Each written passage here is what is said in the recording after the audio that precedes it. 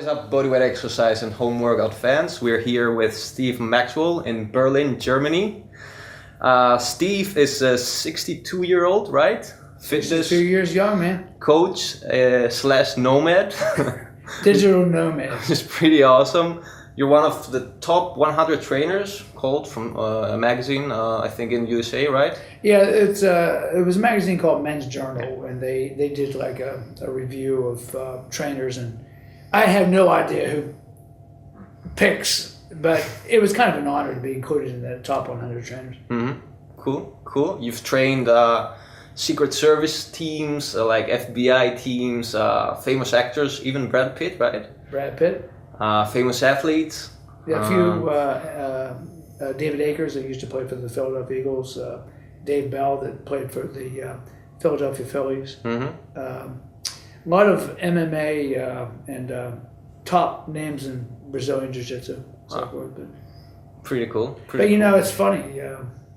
Anybody can work with these top athletes. It doesn't take a good trainer necessarily to work with really good guys, because they get results no matter what they do, because they're the genetically elite. The things I'm really proud of are this 81-year-old guy that I just completely turned around. Okay. His wife, who was 83. What was his story? Yeah, well, he came into my gym, barely could get up the stairs. I mean, the guy was huffing and puffing. Every step was literally like a maximum exertion for this guy. His heart rate was sky high. And was walking with a cane and really crippled up. And within about 6 months, I tripled the guy's strength. He was actually 3 times stronger. What did you do? Got rid of the cane, just basic strength training. Bodyweight or weights? Yeah. Some body weight, couple machines, some free weights. But it was like a little combination, things specifically for him. Worked a lot on his posture. And before you know it, he's just walking up the stairs like effortlessly. Mm-hmm. I wasn't taxing the heart anymore. And he started playing golf again, man. Wow. Yeah, he really enjoyed the last years of his life. Mm-hmm. And but it just goes to show it's never too late. Yeah. And to me, the mark of a trainer is being able to work with a guy like that, right? An elderly guy that was pretty messed up. Gotta be a lot really of immobilities. flexible. It took a lot of patience. Yeah. A lot of patience to work with the guy. And the awkward kid, the woman that just had a baby, the out of shape business guy. That's where the talents as a trainer really come in. Sure. With the elite dudes, they're going to get results no matter who works with them. Of course, I like to brag, 'cause it sounds, it sounds like a big deal, but in reality, pretty much any trainer can get results with those guys. Yeah. They'd be great no matter what they did.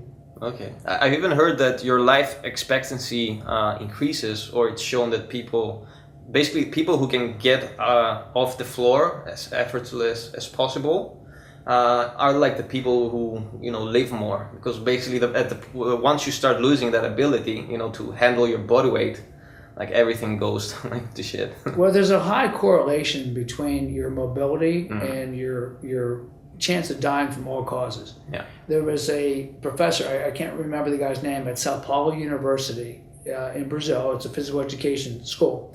They did this correlation with the ability to get up off the floor without using any points of balance.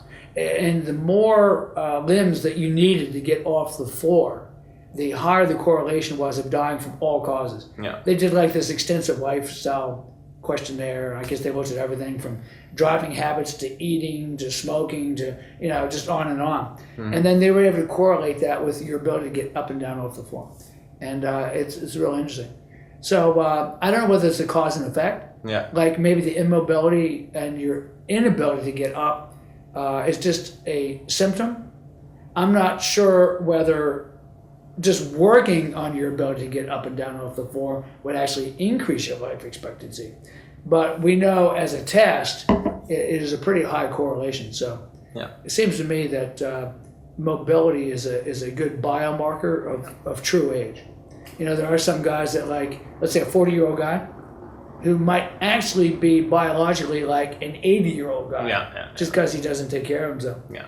And then there may be a 40-year-old guy that's more like a 20-year-old guy because he's just in superb condition and he's taking care of himself and he eats right and exercises properly and so forth. So, Mm-hmm. you know, chronological age doesn't really mean all that much. Yeah. I mean, like, for example, I'm considered handicapped, right? But I can do more stuff than most people my age.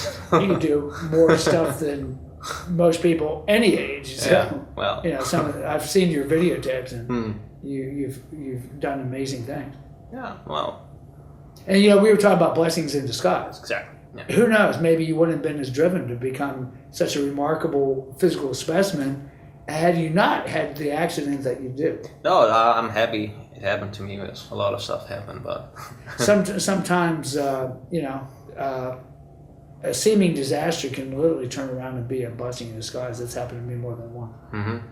Like with breaking your neck, you said. Yeah, I had a really severe cervical spine injury and was told I'd never play sports, and I just decided to prove those doctors wrong, you know, because I love the sporting life, and so yeah, it really motivated me and it made me driven to become. It's a really nice feeling, right? Proving people wrong. Yeah, especially when it comes to them telling you what you can or cannot do. Yeah. You know, I'm not a contrarian where I just always want to prove people wrong. Yeah. But when it comes to someone saying, "Oh well, you know, you'll never be able to do this or that," I take a little pleasure in proving people wrong in that domain. Yeah, it's pretty cool. Anything else I skipped? Anything important you would like to mention about yourself? No, other than So you're traveling now? I got into this very minimalistic lifestyle. Mm-hmm. A lot of people are curious about that. Yeah. I mean, it wasn't. People also asked in my Facebook group to ask you that thing. Yeah, I mean, I was. It wasn't always that way. Yeah. I did the American dream, right? The American dream is like this, and it's probably the same in a lot of places in Europe too. You go to school, right, and then you go to university to get your degree, because without a degree, you're never going to amount to anything. I still hear my father's voice, you know, like, oh, without that degree, you'll never be anything, you know. And you get that magic degree, and then you get that magic job, right? The job that's going to make you the money, and then you meet the girl, and you get married. And you get the perfect little house, and then you have 2.5 kids. Yeah. And then you live happily ever after. Well, it's a nonsense dream. First of all, most people aren't really cut out to be married or parents. The world has 400 billion beings, 400 billion people. What, man. We only have so many resources. The idea of bringing more kids into this world is pretty crazy, in my opinion. Yeah, I think you know, and it's no great accomplishment having kids. Yeah. So that kills the one myth of being a good parent. For sure, is an accomplishment. I don't know about you. My parents weren't the greatest parents. Not a good role model for sure. So you know, I did have kids, but I probably shouldn't have, you know. Mm-hmm. You can't say to your kids, "Well, I'm sorry I had you." That's not what I'm saying. What I'm saying is, I just wasn't cut out to be a parent. You know, I wasn't particularly good. Yeah. But that whole dream, that whole myth, you know, you end up basically accumulating a lot of material things. Mm-hmm. That dream is the dream of the materialist, a person that lives and believes that gaining and accumulating material, money, cars, houses, clothes, whatever, maybe experiences even. Some people are the accumulated experices and memories. And just for the sake of memories. Just for the sake of, you know. And saying that they had those experiences. And like this whole idea of a bucket list, it's you know, it's basically people not being in the present, not being in the now, and always looking outside themselves to add to themselves. Mm-hmm. Because they don't feel good enough themselves. They feel like they have to always add.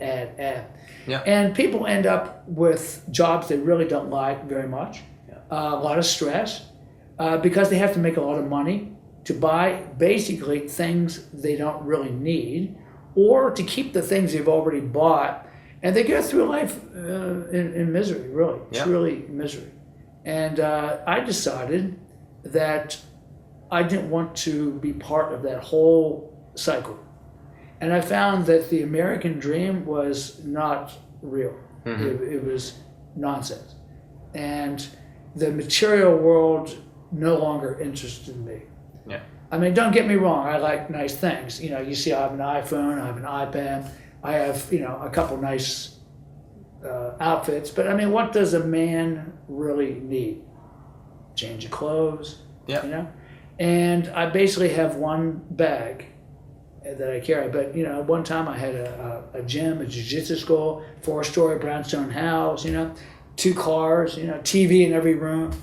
But I wasn't happy. Yeah. It didn't bring any kind of peace, didn't bring any kind of happiness. If anything, it was just more stress, more taxes, more worry. And once I decided just to basically just get it down to the minimum, wow, I was so much happier. I felt liberated. It should have taken a lot of guts at that age, especially. Well, I didn't go into it voluntarily. I'll be honest with you. I went through a divorce. I basically got kicked out of the house. You know, my wife and I had been working and living together for many years. It's really hard to work with a significant other. We were running the gym, the business together. It's a lot of stress, man. And we were growing apart a bit. And so it was a bit of a trauma at first because I didn't know what to do at that point. You know, I was kind of like a teenage kid. And my wife was doing everything, paying the bills, paying the taxes. I was going and having all the fun. I was going teaching the jiu-jitsu classes, teaching kettlebell classes, working with private trainers. She was stuck in the office with the bills. So that I can see where that wasn't a very satisfying lifestyle for her. Sure. But it did cause stress. And but once I finally broke free and realized that, wow, all this stuff, it was okay, but man, it's much better without all that. I never looked back. And now I basically make my money off the internet and doing fitness seminars, sharing a lot of the knowledge and stuff that I've learned over the years. And just travel from place to place. Right now I'm living in Berlin, Germany. Next, in another day, I'll be in Massachusetts, in a place called Plymouth. Then I have plans to go to Miami. And it's just always if I stay in any one given place for more than 2 weeks, it's a pretty long time. Yeah. Usually I'll winter in Sydney, Australia for almost 2 months every year. That's really nice. That's a little break at the end of the year. Yeah. Usually around the holidays, the Christian holidays at least, which are Christmas and New Year. It's kind of a slow time for seminars anyway, so I usually take a little break. But yeah, this is my lifestyle, man. And now I just have a bag that I travel with, pretty much 45-liter bag. Yeah. With just a couple changes of clothes and a couple little things. How does that feel? Like, don't you miss like some possessions at least?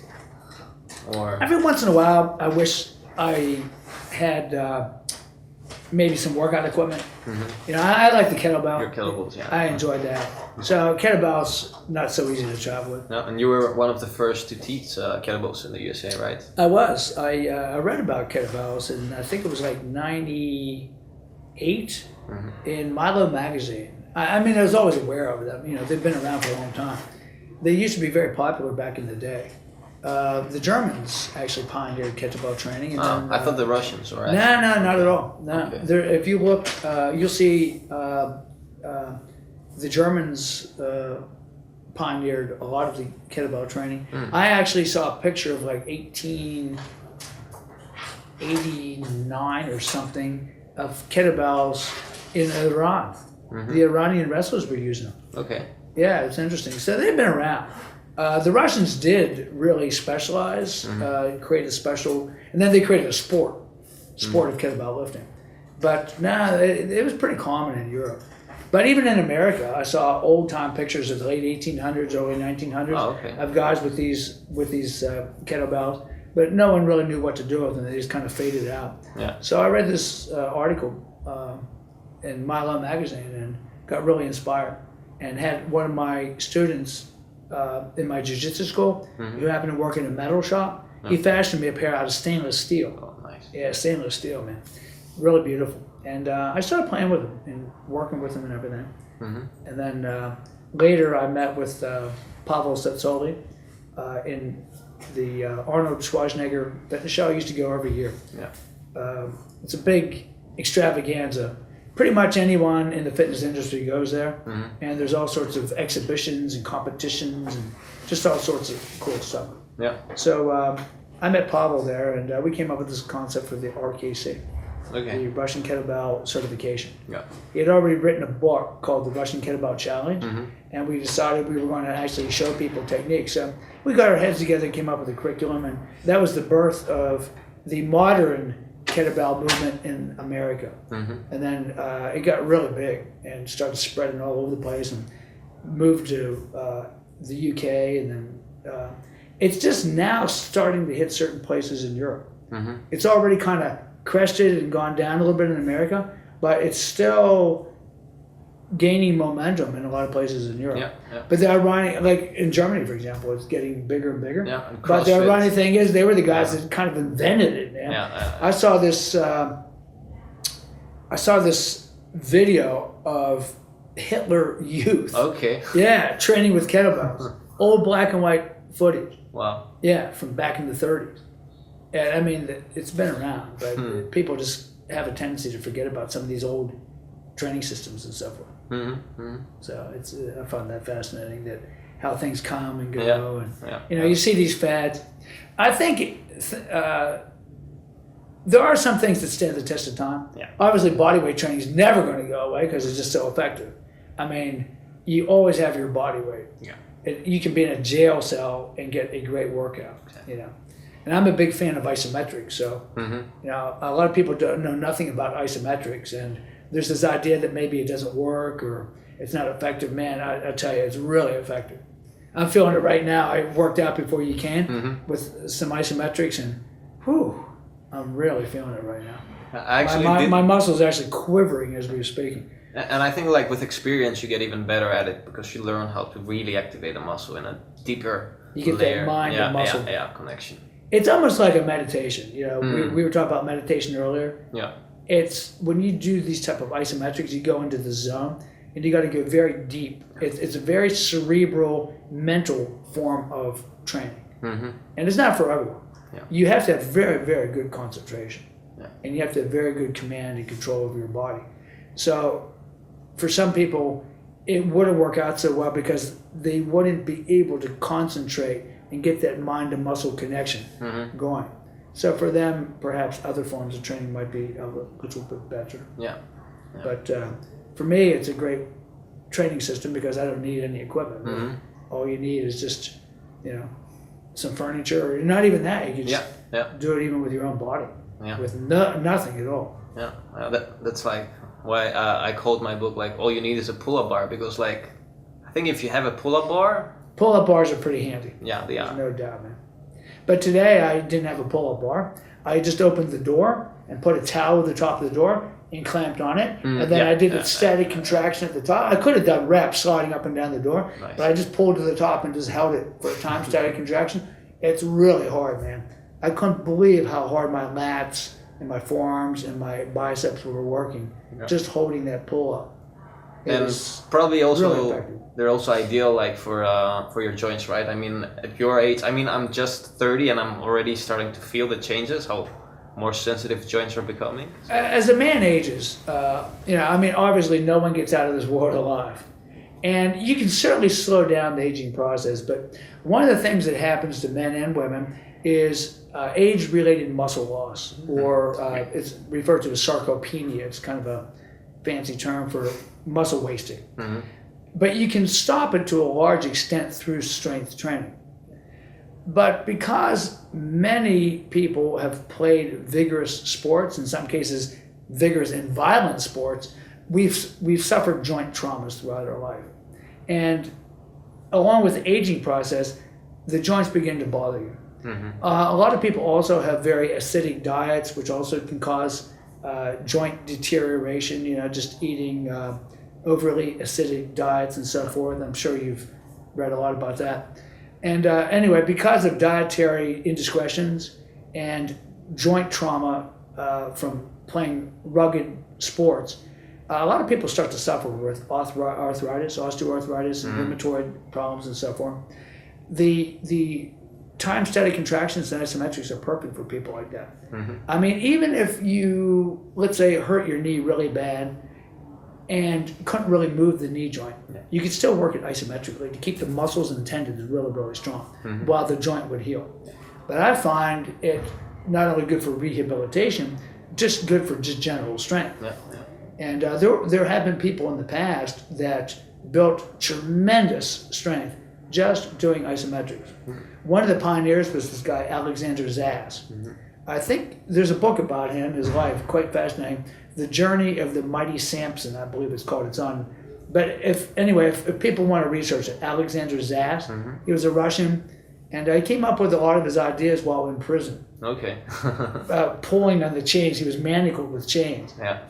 And they became so strong that he actually broke the chains and bent the bars of his cell and escaped. Damn. Not once, Wow. 4 times. Okay. It's all in the book about his biography. Yeah. He was a circus strongman. Mm-hmm. And I've actually saw a rare video footage of this guy. But he came up with a lot of isometric ideas.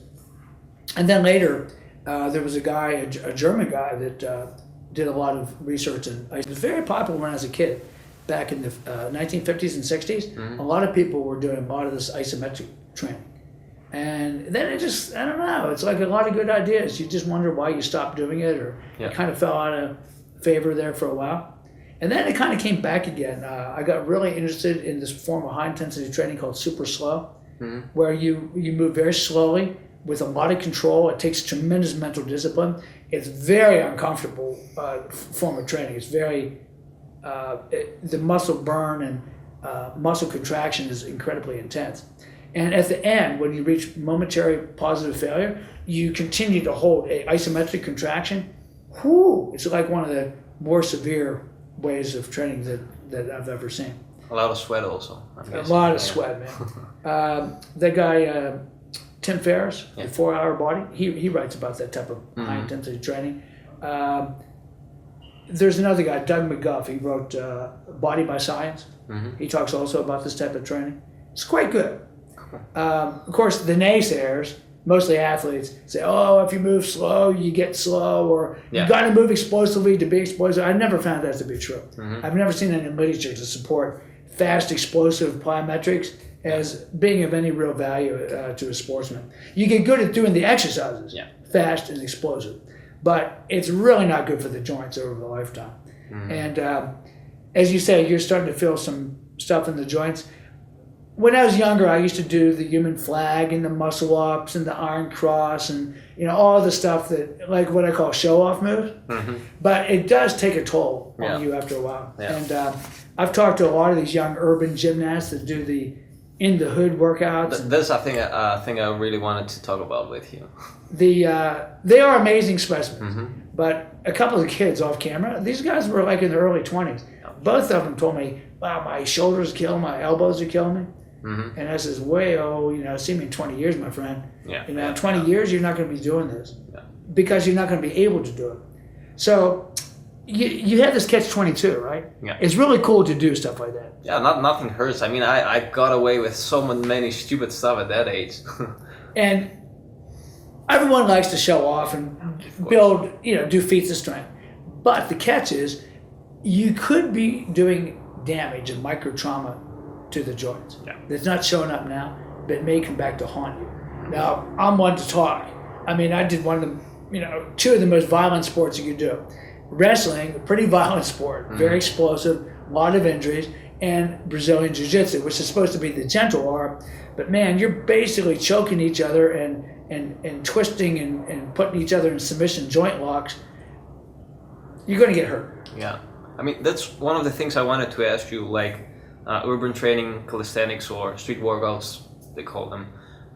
They're getting really popular, and that's really cool. I mean, I've trained with a lot of these people. They're really cool. Like, they also help put a lot of work in the society, helping kids get out of bad habits, stop playing computer games, get active and all that. But I think it's growing so fast nowadays that, it also has to evolve, not only grow. Like, there should start thinking more of, adjusting trainings according to age, according to thinking body weight. Think about the future too, right? Yeah. I mean, Because one of the things you don't see is, you know, a lot of people do this stuff, but you don't see the people who get hurt on camera and all that and this. Well, for every YouTube wonder out there, Yeah. right? The guy that's like, wow, look at that guy, you know? I mean, I like to look at those guys too, right? Mhm. There's probably 1,000 guys, Yeah. conservatively, that tried the same exact routine, worked the same way, and ended up damaging their elbows, their shoulders, their knees, and crashed and burned. The other thing that a lot of these young guys don't realize, if you notice, all these guys are in their 20s or their teens. You never see anyone over 40. Mm-hmm. There's a you reason see a few, why. but those probably are genes there. Part of it's the genes. But 40's still young in my book. Mm-hmm. You certainly see no one at 50 or 60. It's unsustainable. You can't do it. And there's a good chance that if you do some of the more dangerous stunts and tricks, that you're not going to be able to do anything if you're not careful. And I've seen it over and over and over again. There's this myth that there's a secret jail workout system. You know, the convict conditioning. Yeah. Okay. Now I know the guys teaching that course. They're really nice guys. You know, Al Cavaldo and his brother. Those guys are amazing, and they have good physiques. They're really friendly. I think they're really knowledgeable guys. But come on, there is no secret prison system. That's just a made-up marketing ploy. Yeah. There is no Paul Wade. You know, they can say whatever they want. But I've corresponded with prison. I was actually a prison guard for a part-time job at one point. I can tell you now, most prisoners are fat and out of shape, just like the regular population. Most are pretty lazy. And the guys that are working out are using the most horrible form and technique. And many of them are damaging their bodies. And many of the lifers are all bunged up with arthritis. So it's a huge myth. I've been in prisons. I've written pen pals with guys because I was just curious what they were doing.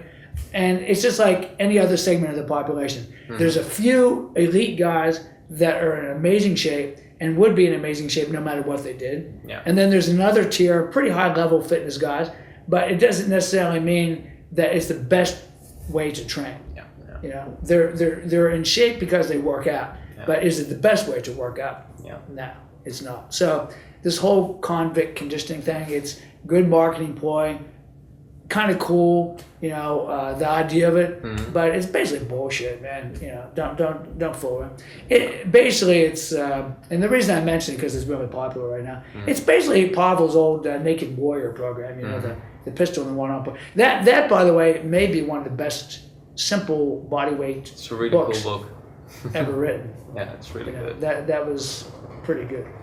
I love Pavel's work. Pretty safe. Yeah. I mean, a person could get strong enough to work into one-arm push-ups and pistols without damaging themselves too much at all.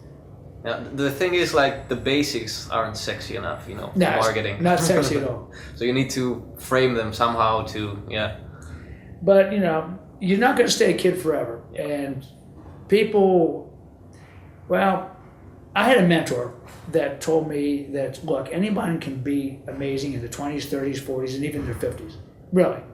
Most people can get through the half-century point, 50. Not too much problem. That's why I laugh when I see these guys that are like 50, 51, 52. You know, it's like, dude, it's those next 10 years that really make the difference. You almost never see many guys over 60, 70, or 80. You don't see anybody, hardly at all. Yeah. You can count on one hand, maybe. Every now and again, you'll see some guy in his mid-70s, but you rarely see anyone that's really pretty amazing into their 80s. Yeah. There are some guys that have done it, and I've been studying them very carefully. You know, there was Paul Bragg, he was pretty amazing. There was Bernard McFadden, there was another guy that was pretty amazing. Old Joe Pilates was pretty amazing right up until the end. Satsulin also mentions, I think, a Russian doctor, like, that's really fit in his 80s. I can't remember. Nikolai Amosov. Yeah, exactly. Who's dead now. I actually corresponded with him. His website's down now, but I did a few emails. His English was quite good. Gave me some tips. I think he died close to 90. There was a couple amazing guys. Georges Hackenschmidt, the Russian lion, lived into his, I think he died at 89. But my mentor, my master, Elio Gracie, was 95 years old when he died. Wow. And his brother, Carlos Gracie, was, I believe, 103. And another guy that I corresponded with and really admired a lot, Jack LaLanne, another guy that was in his mid-90s and stayed super fit. Still doing one-arm push-ups in the Jay Leno show when he was like 90 years old. Yeah, I've seen that it was clip. pretty remarkable. So it is possible. Yeah. Now, were these guys genetic freaks? Probably. But they do prove that you can keep spry into old age. But none of them were doing urban calisthenics. None of them were doing convict conditioning. None of them were doing gymnastics. They were just doing regular exercises and being very careful about their diet. So that's my model. You know, I like to. Right now I'm 62. I'll be 63 in December.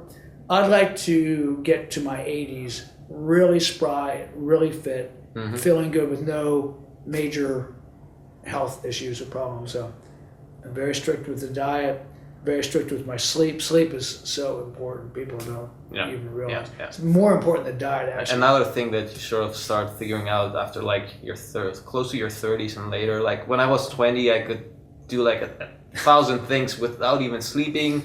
I can remember, man. But now, you know, if I skip my sleep, like I'm like a baby. I get grumpy. My mind doesn't work very well. Yeah. It's funny because you even your mood can become kind of fearful or paranoid. You know, let those fears get in there. You know, so true. Your thoughts are harder to control. Yeah, sleep is really important. I'd say sleep even before diet. You know, because you could be in the best diet, but if you're sleep deprived, you're still be in fat storage mode. You're still not going to be recovering properly. Yeah. The body seems to thrive in all sorts of diets, as long as you're getting the right amount of calories. Yeah. You know, but man, sleep. Yeah, sleep is also like another form of nutrition for the body. It's definitely. like another form. Yeah. And the breath. Yeah. Oxygen, man. Yeah. You do that a lot.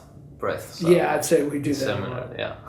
So, how much do you sleep? Like, and how do you sleep? Times? I usually try to get in bed by 10 o'clock every night, and I try to get up. Well, I basically just sleep till I wake up. Yeah. I don't set an alarm or anything. The only time I'll set an alarm is if I absolutely have to get up, let's say for a flight or something like that. But by going to bed fairly early, I mean, many nights I'm actually in bed by 9 o'clock, and I'll read or something on my iPad. I have a Kindle library. Occasionally I'll watch a video, a show, but something not exciting or anything, something, you know. And I like documentaries and stuff. And then I'll drift to sleep. A lot of times I like to lay in bed and make affirmations or visualizations. You know? And then I'll just wake up when I wake up. But it's usually around 6 o'clock in the morning. Yeah. And I like to get up. I have a whole morning routine that I do. And usually I'll take like a 30-minute theta brainwave meditation in the middle of the day. I like this woman, Kelly Howell. She does binaural beats. Basically, the way it works, there's an underlying beat underneath her words. Because she has two types of meditation. One's just music with the beat. Just it's not quite audible. That slows your brainwaves down to that beat, and you go into a zone. You start meditating like a monk the very first time out. It's a very nice way for people to get into meditation. But she has some guided meditations I like very much, where she actually literally guides you through. And there's one called Universal Mind. It's based on that book, The Secret. Maybe you've heard of The Secret. So I like to listen to her every day. Nice. And I have like 12 of her binaural beats download, and I'll listen to that. But I have some other ones too from some other companies. Sometimes it's just the sound of ocean or the sound of rain, but the theta brainwave is underneath. The theta state is that state between sleep and wakefulness, kind of like the twilight zone, which is really good for making affirmations and visualizations at that level. It's the same state that the monks and the people that are really good at meditation, they can do it automatically on their own. I still use the tape, but I like it. It's very restful. You wake up kind of out of that twilight zone, really feeling quite excellent. You know, like you had a good sleep. But I also have some other ones, like for sleep deprivation. If I listen to that for an hour, I wake up and I feel like I had a whole night's sleep. Wow. It puts you into the deep, what is it, delta state. Delta, okay. Yeah, and there's another one that puts you in the alpha state. And that's a good one to work out to. Okay. Yeah, you can work out into an alpha state. You just kind of get into a zone, like it's really good for concentration and things. But so there's different tapes. You can buy them on. I use iTunes. You mentioned that Samsung's popular in Europe, so there must be. She must be on some type of app for European now. But I usually buy it off the iTunes store. I think those states are something we miss a lot in our lifetime, because like our brain wasn't that used of thinking so much, being on this like really driven Western lifestyle of just thinking all the day and stressing. And I think like the primitive man was sort of naturally in a lot of those states, and I think that's it's for me it feels like I connect back to like my primal brain, and like I take a break from all the crazy, the monkey mind, as the Buddhists called it. The monkey mind. People do live like monkeys, don't they? Yeah. I mean, it's Wars. all about waging war and wanting to take what the other guy has, and it can be a crazy world out there sometimes, man. It's just really a crazy world. The whole materialistic society, they get these governments in place that it's all about survival and materialism. Yeah. Probably the lowest level of consciousness. Yeah. And you realize, that's like the best way to be unhappy, once you realize that there's another side. There's a whole other side. Yeah. But I try to live apart and I call it living above this crazy world. Mm-hmm. I feel like an observer, just kind of looking down and just watching all the stuff going on. So and try to not get too involved with it. Yeah. So get emotionally tied into it. Is Steve a spiritual person? Very much so, yeah. Mm-hmm. I definitely believe in a higher power, and I believe that higher power is also manifested in each one of us. Each human being is as completely separate as a snowflake, but yet we're all linked together through the same energy. Mm-hmm. So I very, very much a spiritual person. Pretty much transcended my fear of death. Mm-hmm. I mean, now that I'm in my 60s, I'm seeing the end. That's a big one. But it's not so frightening. Like when I was younger, it used to be very frightening. Yeah. But now it's like, wow, it's no big deal. It's just the next door beyond. Yeah. Oh, it's pretty awesome. Yeah. I mean, and I sort of see that people who are successful and are successful in a way that they also serve people. They don't do a job that burdens the society or people or nature or anything. Nowadays, they're also all really spiritual as well, and I think that it's sort of both of an egg and a rooster situation. You need both to be like that. Well, I think serving your fellow man, or at least being on the planet to be of service to others, mm-hmm. is a really big deal. I think that's what we're pretty much here for, to help lift up the other guy. Yeah. I do find that there are some traps. It's real easy to start to suffer from spiritual pride, which I've been known to do. Start to think you know it all, or start to feel like, the spiritual pride, like somehow I'm over the other guy. That can be a real pitfall, a real trap. I've fallen into that a few times, and mm-hmm. you basically get taught a lesson. I think it's also part of the journey, because once you hit like a milestone, I think a lot of people have the tendency to take that milestone and carry it with them. Yeah. The other thing too with understanding our purpose and why we're here. I mean, people that don't believe in anything, agnostic or whatever. Been there. Yeah, I mean, it must be really hard if you have that belief system. It is. Where you just don't even know why you're here. I mean, it's terrifying.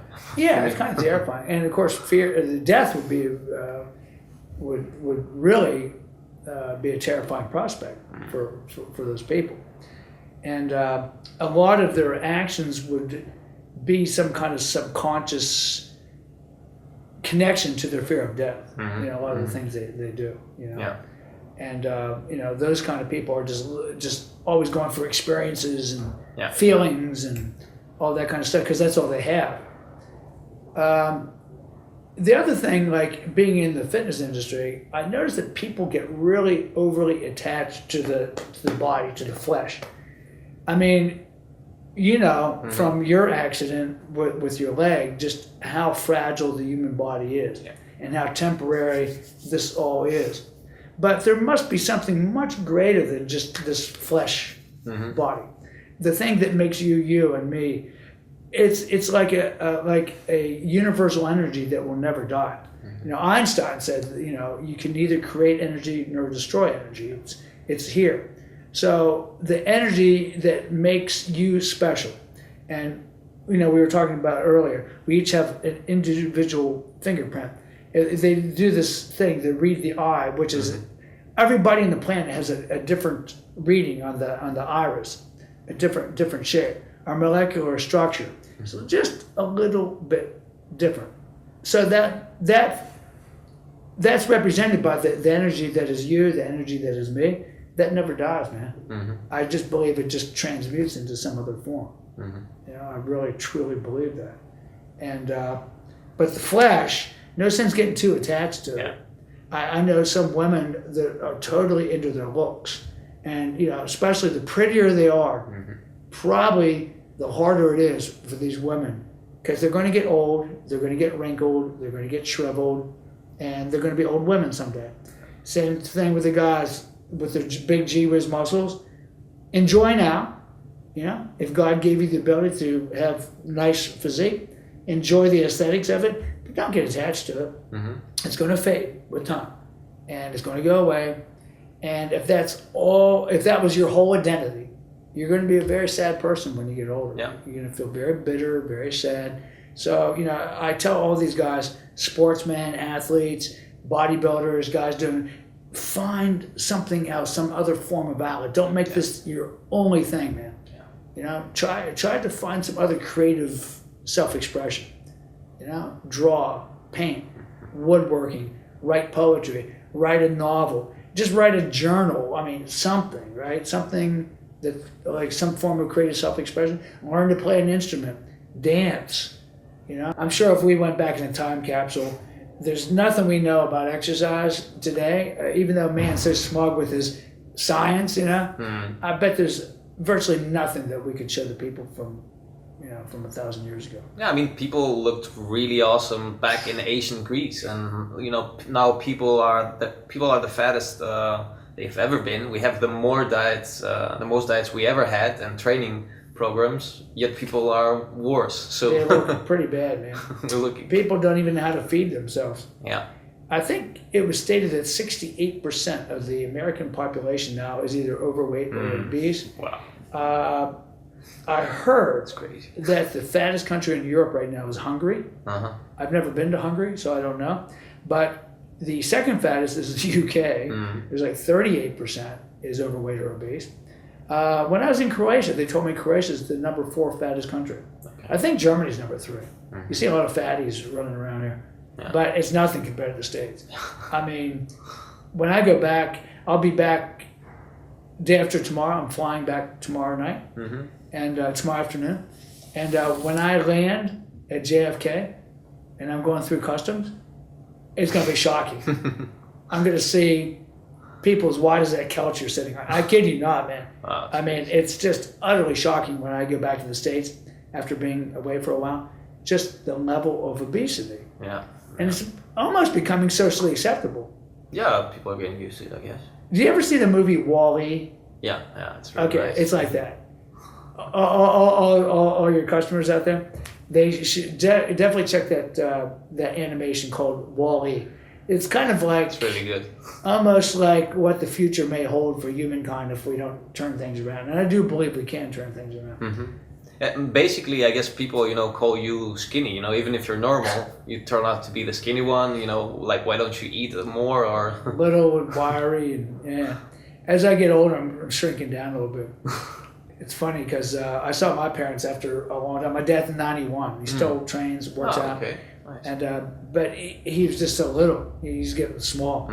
But I saw my son after not seeing him for a while, and he says, "Dad, you're getting little." It was just really funny because I had thought the same thing, you know, about my parents too, you know. But You know, we were talking about not getting too hung up in the body, you know, getting too attached. But it is really important to maintain really high level health, because the body is what, you know, contains your spiritual entity. Mm-hmm. And I believe we're all in this earth to learn certain lessons. And it takes some people a little bit longer than others. Yeah. And if you are preoccupied with bad health, that's all you can concentrate on. That's your whole mind will only be focused on your pain and your suffering. And it doesn't have to be that way. You don't have to be in pain and suffering if you live a good lifestyle. And I do believe the body is capable of pretty much curing itself from any disease. I really believe strongly in fasting. But it's not about preserving the body as much as staying around long enough to learn the spiritual lessons we were put on this earth to learn, so that we can transcend, maybe not come back, because I am a believer in reincarnation. Not like in the movies, you know, but you know, like you just keep going through the, you know, there's this it's one of the few philosophies that sort of makes sense. Like makes total sense. It's the only one that is fair in a sense. Yeah. And I believe it's like a figure eight loop, you know, like the past, the present, and the future are all happening now. Everything's even in physics, they're sort of saying this stuff now. You know, that like time is basically an illusion we have. Yeah, we just made it up to help our little tiny finite minds figure it out. But well, you know, with the whole thing of quantum physics, they found that an electron could occupy more than one space simultaneously. It could be more than one. That was mind blowing. Yeah. So that's how I look at time. You know, there's all these inner dimensions woven together, your past, present, future, whatever, you know. But I do believe there's a higher plane of existence that doesn't involve those lower dimensions, like the earth plane, that it would be good to break free. Yeah. It may take many lifetimes to do it. The Buddhists believe that it might take many lifetimes to break free, so that you now exist at a higher level. Christians always kind of refer to that as heaven or whatever, you know. But that's one of the things that didn't make sense for me. Like in Christianity, it's like, okay, if you're a bad person, you basically suffer forever. But you know, I mean, even if you're like Hitler, you know, it's a lot of things that played a role in that. You know, how you grew up, your parents, even your body, your hormones and all that. And that never felt, you know, fair. Like, well, I say it like this: there is no good or evil per se. I mean, there's what we call evil, you know, with really bad connotations. But I think it's you know, it's like judgments on our part. But I do believe in karma. So all these actions create a similar reaction. So if you're putting out a particular vibe or a particular action, whatever, you're going to get the exact thing back. Same thing with your thoughts. And you know, you get a guy like a mass murderer or somebody like that. They are living in hell right now, or they couldn't even do the terrible things that they do. Yeah. So you know, whether you know this whole idea of eternal damnation and all that kind of stuff. But I do believe that he would probably have to incarnate many, many, many lifetimes to overcome the bad karma he built in that one. You know. So, but who knows? We're not going to know until we pass that door. Yeah, exactly. But I'm not afraid of it anymore. I used to be really afraid of it, but now I realize, that's a huge thing. Nothing to be afraid of. And we talked about nutrition before. What do you do? I know you fast a lot. You're a fan of also intermittent fasting, which I also like. People have a real fear of this, of feeling empty or that burning sensation in the stomach, you know. It's just an overly acidic condition of the stomach. You learn to embrace it and not be afraid of it. Some people say, I get dizzy, I get weak, you know, they get fearful, but a lot of that's psychological, you know, or they just don't go to that state enough to get used to it because, you know, after your second or third day, you don't feel that weak feeling anymore. Yeah. You know, your liver kicks in the enzyme. But in a nutshell, I follow a food combining diet. There's nothing really forbidden about what I eat. I'm just very careful not to overeat. That's the number one, don't overeat. Always leave the table feeling like you could eat more, like never leave full. And I usually separate my proteins, my starches, and my fruits. Yeah. So protein with veggies and starches. Protein and veggies, starch with veggies, or starch by itself. Never combine starches if I can help it. Occasionally I violate that, you know. I had a mess last night. I went to one of these falafel places, and I had falafel and hummus, and what else did they have? They had beans and fried cheese. It was a horrible abomination for digestion, but it was okay. I had a little gas. Yeah. Didn't feel great, but you know, it didn't affect me. You can occasionally violate all this stuff, you know, but yeah, like a fruit-based meal, a protein-based meal with salad, a starch-based meal. If I feel like I start to get a little fat, I'll just cut the starches for a while and just have a second fruit-based meal. Yeah. If I occasionally I'll have two proteins and a salad in one day, but I think it's very possible to overeat protein and suffer from protein poisoning. I do believe that people overemphasize protein. What's your opinion on protein intake? Because we hear so much stuff. I don't think you really need all that much. I really don't, man. Like a gram? I look at the mighty men of old. I look at the ancient Spartans, you know, like, and I look at the diet that they ate. It was not a high protein diet, you know, and these were some of the magnificent physical specimens. This whole high protein thing came in during the bodybuilding phase that started about the 1960s. Yeah. And this is when companies realized that they could make a money selling the protein. They used to sell that crappy soy protein, and then whey became really popular. And it's just basically a waste product that they used to throw out. They used to give it to the pigs back in the day. Yeah. And now they're making all this money off this whey. And I don't buy into it at all. It's certainly not a natural food. It's a frankenfood. It's a man-made product. And I have just seen too much evidence of people prior to the 1950s that didn't have any of this stuff, that were amazing muscular specimens, just eating normal food. I tell young guys that if you want to put on some muscle, just have some meat. Yeah. You know, you can't beat lamb or chicken or fish, eggs, you know, maybe some cheese, some whole milk if you can get good organic milk. Raw milk, fantastic, you know, if your body tolerates it.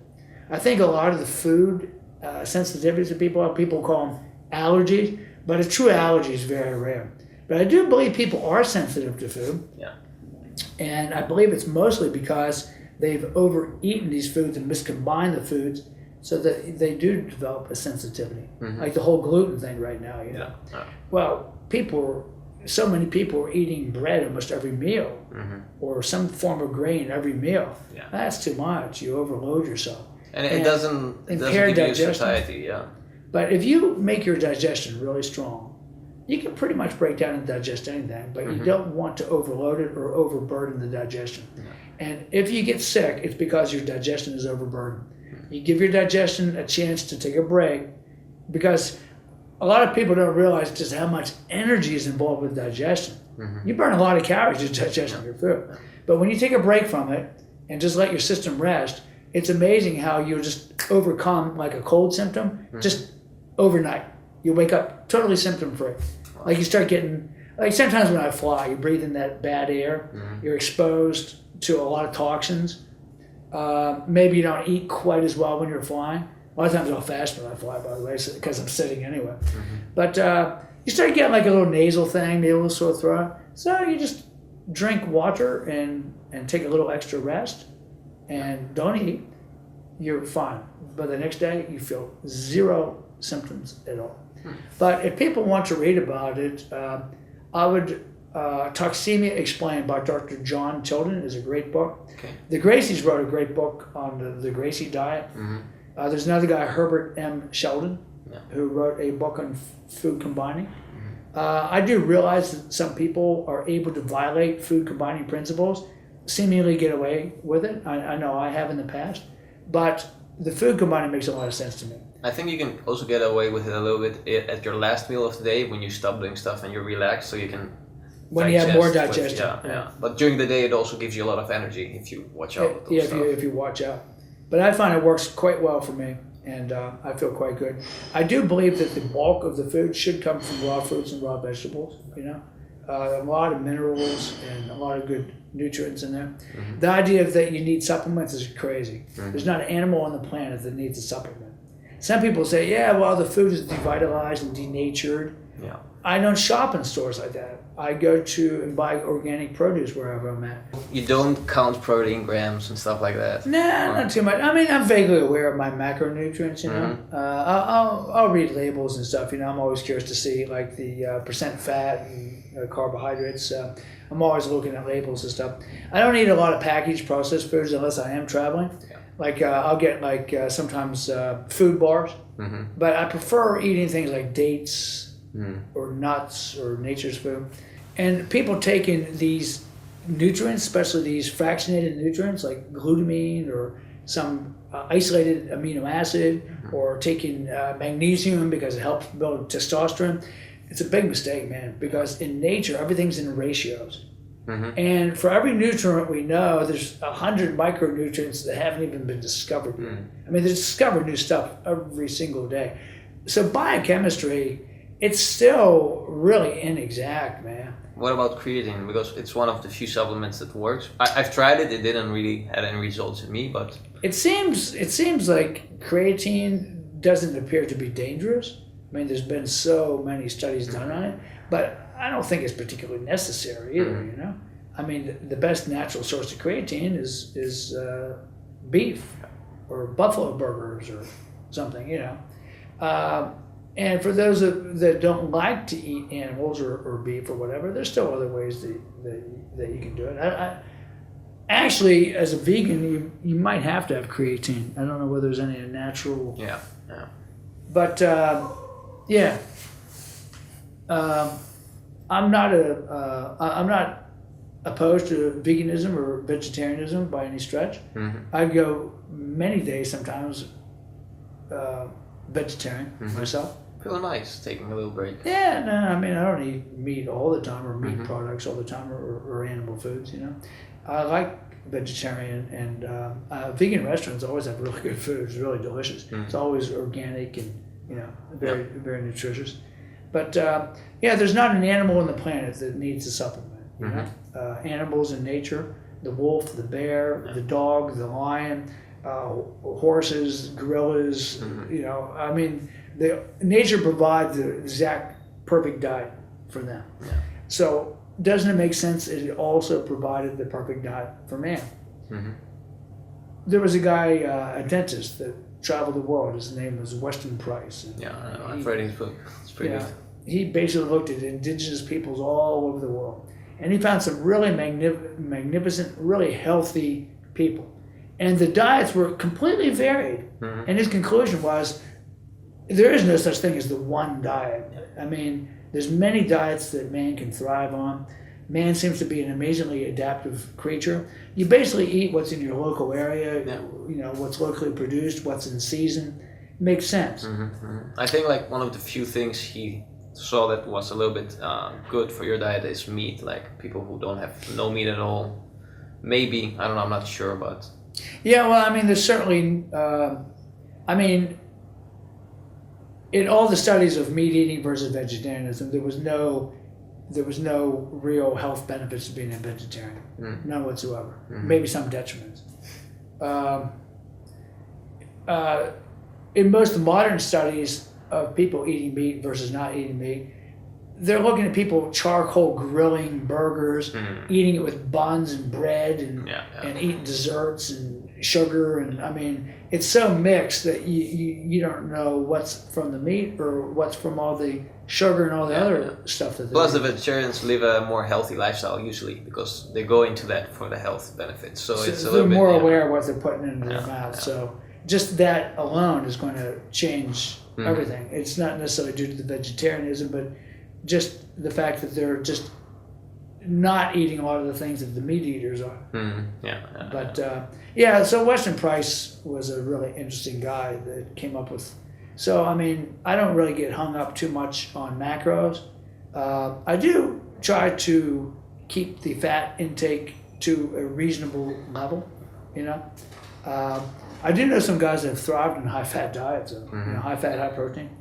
I myself lived for a better part of a year eating pretty much animal protein, high fat, high protein diet. Well, medium protein, high fat diet. steak and eggs and cheese and chicken and stuff is my primary source. Nuts with lots of vegetables, limited fruit, no grains, no starches, nothing. Did that for a year. Felt good. It was fun. And do you also fast every day, like intermittently, or? Yeah, I usually don't like to eat. I usually get up around 6 and don't eat till about 11, sometimes 12. I like to train fasted. I think that's a really good way to, it's like a double stress. You have the stress of the training and you have the stress of the fasted. And so fasted training I think it's very good for helping older guys reconstitute muscle tissue and keep fit. I think it becomes more important as you get older than when you're younger. If I was to let's say for example I was doing a performance-based workout where I really cared about my performance, for sure I would eat first, something for my energy. If it was important to me to go in the gym and set a personal record, I'm not advocating fasted training. But for me, I'm not going for any PRs. I'm just going to momentary muscular fatigue, and I like to do that fasted, and I find that has a really good health effect. Yeah, I mean, we lived like that. The cavemen didn't have like a fridge in the morning, and like there's another funny story in Joseph Campbell. You know him, I guess. His story. The writer. Yeah, the writer. Yeah. He mentions like the Indians making fun of white people. You know, saying that white people are stupid. They have to look at the watch to see when they're hungry. Pretty much, man. Which makes a lot of sense. I don't think a lot of people have ever experienced true biological hunger. They suffer what I call, actually Tilden coined this term, habit hunger. You eat out of habit.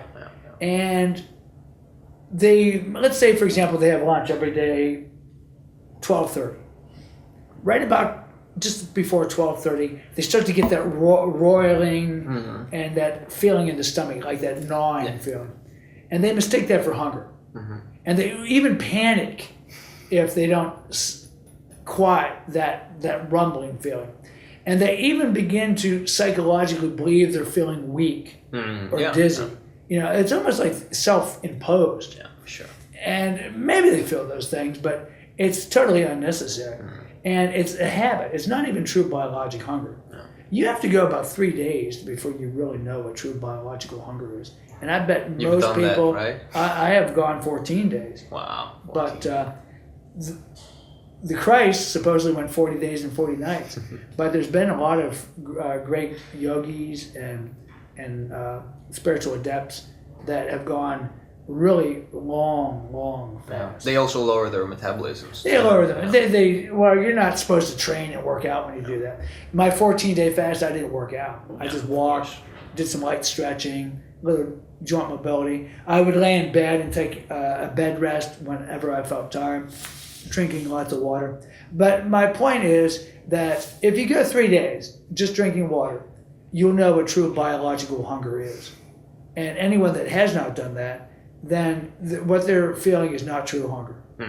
And there's no reason to get panicky and think that they have to eat.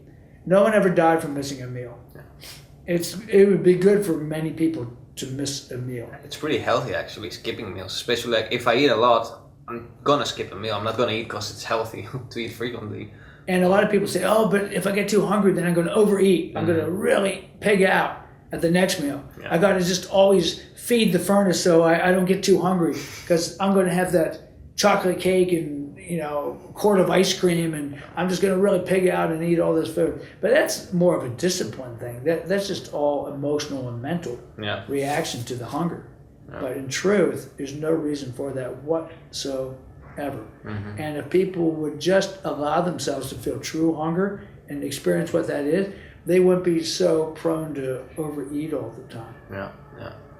I'm a big fan of fasting. I think women can last a little bit less. Like I see that women do function a little bit better if they eat a little bit earlier in the day. But with men, I mean, you can go like for a lot of hours for sure. There is a difference, sex characteristic. There's a lot of secondary sexual characteristics between men and women that allow men to maybe be a little bit more resilient. But I mean, like you said, our hunter-gatherer ancestors certainly didn't have a refrigerator. they didn't do some strenuous activity and say, "Oh, dude, I need my post-workout shake or I'm going to get catabolic." You know, I mean, it might be many hours before they would eat. They might have fought for their very lives or had some extremely strenuous survival situation. They wouldn't, you know, they might not be able to get food for hours or maybe even a day or two. Yeah. But our bodies are made to thrive. Yeah, I mean, you have more like on little food. Hormones that give you more energy, like adrenaline, type of hormones and stuff. So you can function really good. You just have to get used to it. And it is getting used to it and realizing is I'm not going to be harmed. Yeah. I'm not going to die. I'm going to be fine. You can build it gradually and. Just pushing that first meal back a little bit is a really good thing. Even, the yogis, even 4,000 years ago, advocated 2 meals. One about midday when the sun was at its highest. They called that the chief meal, the bigger meal of the day. And then you'd have another one, a smaller meal, like a supper around sunset. I find that if I have a big meal, like you've heard of Ori Hofbeck of the Warrior Diet, I followed that for a while, and I was okay with it. I mean, I did well on it. I've done well on any number of diets, but I didn't like that big meal before bed. I felt like I would get the night sweats. And it's easy to binge eat on that diet. It was a little easy to binge eat. I found myself overeating and being uncomfortable. And I also found that I didn't sleep so well with a full stomach. I usually like my chief meal somewhere between noon and 2, and then my next meal around 6 to 8, somewhere in around there. If I do have 3 meals, I'll have an early breakfast around 10, 9 or 10. I do that occasionally when I'm traveling and my body's all messed up from being between time zones. I'll have a breakfast. Or if I know I'm having an extremely long, strenuous day and I'm not going to be able to get a good meal, sometimes I'll have a breakfast. And then anytime I have a breakfast like that, I don't eat till like later in the afternoon, usually 1 or 2. And then again, I usually like to go between 4 to 5 hours, never before 4 hours, usually 5 hours between meals. And when I'm traveling, sometimes I'll just skip a meal. One way I find that I can adjust to time zones, and I do travel every 2 weeks in many time zones. The second I get in the plane, I set my watch to the new time zone, my iPhone and my watch, so that I start to think in relationship to the new time. And if that means skipping a meal, then I'll wait to when I would normally eat the next meal. That really helps regulate your system. And if I'm hungry, I'll just drink a lot of water and just wait until I would normally eat at the next time zone. And or sometimes, occasionally, I'll actually have a meal a little bit early. It's not often, but it happens. I like to fly at night, so I just like to go into the zone. I'll listen to my binaural beats. I'll put the earphones in and I'll listen to Kelly Howe and I'll just zone out and try to sleep. I like flying at night. Then I get wherever I'm at, I feel pretty refreshed. And then the moment I hit the ground, I try to go out and take a walk in the bright sun, some form of exercise. Interestingly enough, sitting all those hours does kind of make you tired, just from sitting. So I don't usually work out strenuously after I get back. I wait till the next day, but I do go out and walk. But, you know, I'll try to get at least 10,000 steps in. Walking is another really awesome way to move, and you can say exercise. But I think also another thing that's not that sexy to market, but I also do it a lot, and it helps me psychologically a lot. I walk 3 times a week, 1 hour. And also my body feels right. I also walk a lot in cold. I know you like I love cold. In the winter I walk with a t-shirt. Like if I do that in the morning, my body feels like it's charged, you know, like the whole day I'm like, I feel healthy. I don't know how to describe it. I walk every day at least 10,000 steps. I have one of these Fitbit charges. Like so far today, I have a lot of stepping. I need about 6,000 more steps. 6,004 steps, and I still need to get today. But a lot of times I'll get like even double or even triple that amount. I think my record was almost 35,000 steps in one day. That was a long way. That was in New York City. Easy to do there, man. But usually I'll get between 10 to 16,000 steps a day. And I like to chart it. Sometimes I'll march in place. It also helps control weight a lot, right? I think it helps the equation. Yeah. The calories in versus. It's not a lot of calories, but still, it makes it adds up over Yeah, the course of a year. exactly. It does add up. It could be the difference between a couple hundred calories a day. That could be significant over a year. Yeah. It just helps the energy equation a little bit. I like it for peace of mind, and I do a lot of Exactly. breathing exercises. I like to inhale on a certain number of steps, exhale a certain number of steps. I do breath holding, like they call it voluntary breath holding. It puts you in a hypoxic state. Yeah. You learn to burn CO2. So I do these Russian breathing ladders, breath holding drills. It makes you really aware of the breath. Very relaxing. Yeah. Produces really nice sleep. Sometimes I'll walk in the morning before having any kind of food, or I'll walk before bed, which is very relaxing. Yeah. And it's a really good habit. Just moving your body. We were made to move. Yeah. We weren't made to sit on chairs like this. And another thing I know you're a big proponent of is mobility drills, which is also another thing that's difficult to market. I promote it a lot because I've seen tremendous changes in my body. Like I had a lot of wrist aches and elbow stuff and shoulder. And the moment I started doing mobility drills, and that's when I first stumbled on one of your articles online.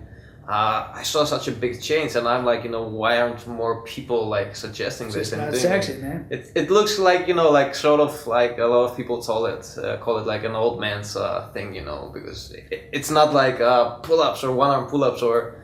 Well, we're all going to be. Everyone out there is going to be an old man or old woman someday. Exactly. But if you do this along with your other calisthenics, you can preserve your joint health. Yeah. And keep yourself mobile. So, because strength training alone is not enough to preserve mobility. You know that. I found that myself. I was doing plenty of strength training, and finally I was just waking up so stiff in the morning. But with the mobility drills, I just completely got rid of most of that stiffness. Now we're all going to eventually get stiffer, but you can prevent. Like I don't want to end up like my mother or father. I mentioned my dad still works out. But my God, he's stiff as a board. I don't think he can touch his toes. Even with his legs bent, he probably. Most 20-year-olds can do that nowadays. So there's no reason why you can't preserve joint range of motion, which is another way of saying mobility. And the daily mobility drills become more and more and more important as you get a little bit older. But I say to all the young guys out there, if they would start to do that now, they're not going to suffer a lot of the aging symptoms that their mother and their father and their grandfather and their grandmothers did. I think I would like to wrap up a little bit the exercise part. A lot of people come to me nowadays, young people that want to do all the stunts and the flashy stuff. And I tell them, first of all, you should build a solid a solid level of strength before you even try doing those stuff. And I'm telling them that those are also not for everyone. You should. One thing that should be included, I think, in this new lifestyle or sport is mobility drills. I don't see a lot of people combining them with calisthenics. I think they help a lot, especially in the warm-up, and generally a lot better programming, and maybe taking some exercises off, or doing the crazy stuff until you're 20 maybe, and after that, you could keep the muscle ups, I guess. I think front levers are pretty safe. Yeah, back levers. Yeah. Muscle ups. Rings are a little bit more universal friendly than bar muscle ups. I've seen a lot of guys with wrist, elbow, and shoulder problems. Yeah. Especially the dip off the bar muscle up can be pretty harmful. But I think like a lot of these young guys will come in a weakened state. Yeah. And they immediately try to jump into the more strenuous aspects of the calisthenic training. And I agree with you. They need to build from the base up. Yeah. A lot of guys already have immobilities. Yeah. So before you start any strength training, you need to get rid of the immobilities and the structural imbalances in your body. Because it just doesn't make sense to load a bad structure. Yeah. Guys with horrible postures, say for example, it doesn't make sense to load that kind of body with strength training until they correct those imbalances and so forth. Yeah. And I'm all for bodyweight calisthenics. I'm all for getting kids away from the computers and out in the parks, the fresh air and the sunshine. It can also be healthy. I mean, we are brachiators from our nature. You know, I've read a book on how healthy it's for the shoulder, you know, just hanging and this and that. Just hanging. I showed you that book, I think. Which one? Dr. John Kirsch used to be, maybe it was somebody else. There's a guy that used to be an orthopedic surgeon who specialized in shoulder surgery. Yeah. And he found that putting people into a brachial hang. Yeah, that's the book I read. It's really good. Shoulder pain, its cause and its solution. Or something. Yeah, something like that. He stopped doing surgery. He found that hanging cured all shoulder ailments, rotator cuff, labral tears or slap tear they call it, impingement, arthritis, even osteoarthritis.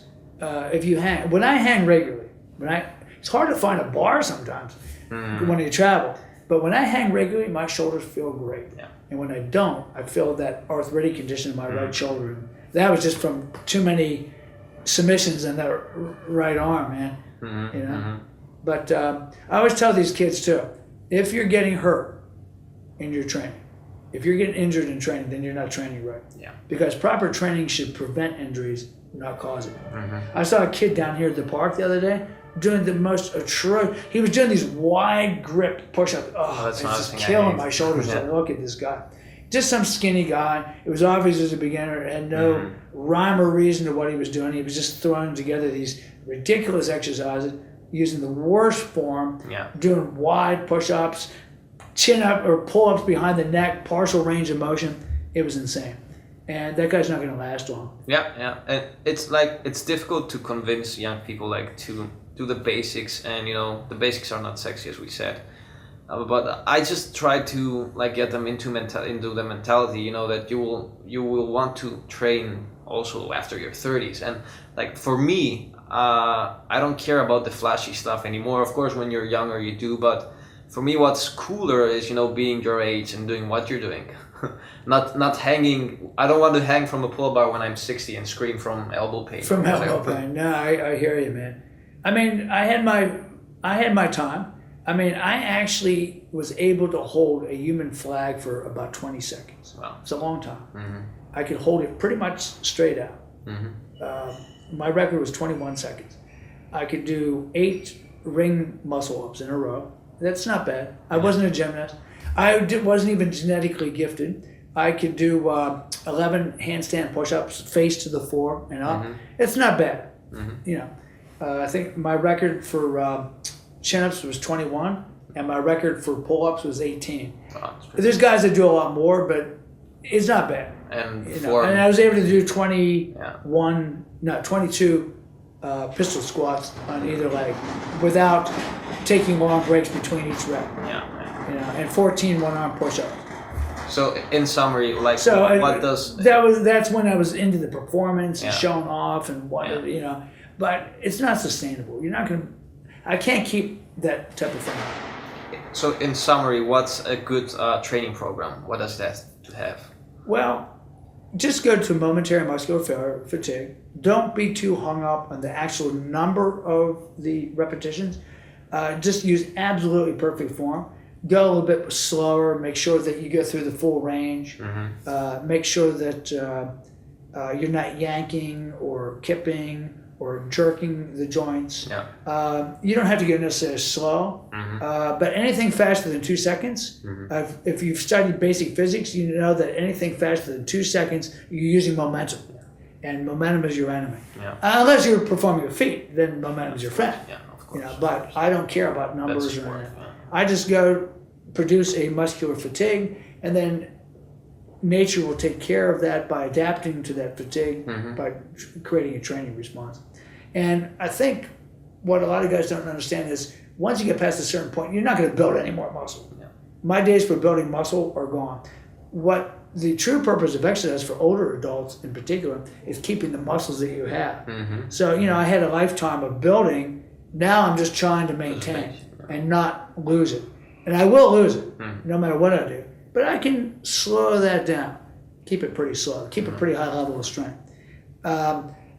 If you don't strength train as you get older, what happens, you lose your ability to locomote. Yeah. And mobility and strength do go hand in hand. Mm-hmm. If you get weak, you lose your ability to go through full range of motion. Yeah. Like the average older adult cannot lay down on the floor and get up. Yeah. It'd be really hard. And a lot of people in their late 70s or 80s, if they fell, they might not be able to get up on their own. Mm-hmm. I never want to be that guy. Mm. I don't want to be like that old man I told you about. I train. I don't want to be the guy huffing and puffing to go upstairs. Yeah. You know, I want to be able to walk stairs and lift my bag on my shoulder and be able to do things until I die. So that's what my training's all about now at this point.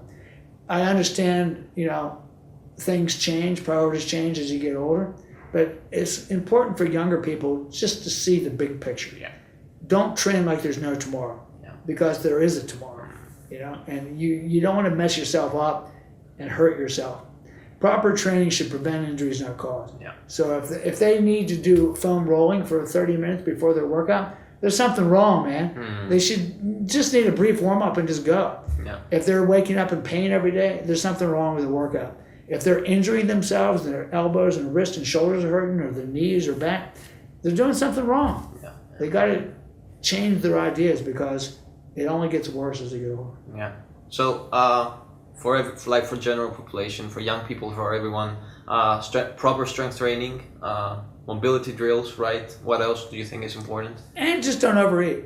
Yeah. Don't eat more than 3 meals a day, Mm-hmm. even 2 in some cases, and have 5 hours between. Yeah. And just don't eat a lot of stuff all in one meal. Try to separate it out. Yeah. The worst violation of all is eating protein and starch. Mm. That's like sandwiches. Yeah. Bread and meat, terrible combination. If you want the bread, eat the bread with salad, or you know, the meat with salad, Yeah. or meat with vegetables. But don't be eating bread and meat and rice and beans and all this stuff mixed together. Mm-hmm. But yeah, simple diet, lots of sleep, drink plenty of water. Don't stress about stuff. Don't be materialistic. Don't worry about money and houses and cars and stuff. Take care of your body. Train hard, but train smart. Give yourself plenty of recovery time in between each workout. Yeah. And yeah, you can live very long, healthy life. Thank you. I think we Thank covered you. basically everything I I wanted think to we ask. did a lot of interesting. I think it was a really good talk. I really enjoyed it. Hey, thanks, I really man. want to thank you. Thanks for having me on your podcast. I appreciate it a lot. Awesome. My pleasure. So that was all. I hope you enjoyed this interview as much as I did. Leave your comments and ideas below in the comment section. Let me know what were your favorite parts of the interview and Steve's philosophy. Share this video, and until next time, keep on training.